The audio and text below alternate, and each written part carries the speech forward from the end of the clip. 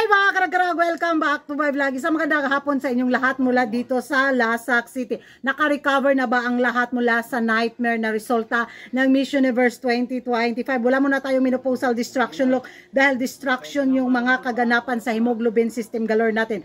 Pero ito talaga ang very juicy, maapoy-apoy na distraction na pa-iskandalo, intriga na pinagchichikahan ngayon sa social media mga karag-karag. Ang pasabog na revelasyon ni Kumaring Umar natin, ang dating nag-resign na Miss Universe Judge bitaw na taga Lebanon. Very juicy yung mga pinashare niya ng mga pachika mga karaglag. Hindi pa kayo updated, nako i-share ko sa inyo. Sa mga busy dyan sa kaganapan nila sa buhay after the result of Miss Universe 2025, this is the biggest scandal of the history. Ayun, post lang ako kasaglit kasi hindi ko kinaya.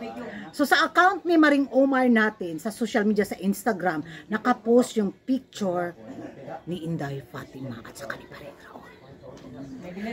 Nakita niyo sa picture? Ganon. So nagbasa ako ng mga komento doon kung kuan ba AI ba yon or mga edited photo ba yon. Ay nako, pinanindigan ni Kumaring Umar natin. It's not. Marami pa daw siya mga picture na totoo. Halaka. Ano to? Kirida? Kabet? Kaagaw? Ganun ba? May kapalit ba si Inday Victoria natin? Ay, ang bilis ng pangyayari.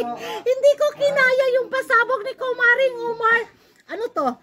Sabi nga sa mga komentong nabasa ko, friends with benefits ba daw? Or may something special friend or ganon, ichuchuburichi, or baka inanak lang daw ni ni Paring Raul si Inday Fatima kasi nga mag-business partner yung papa ni Inday Fatima at si Paring Raul, kaya ganon daw yung closeness galore ng dalawa. At base sa picture na nakikita natin sa na mga taga Mexico, it's a fatherhood figure.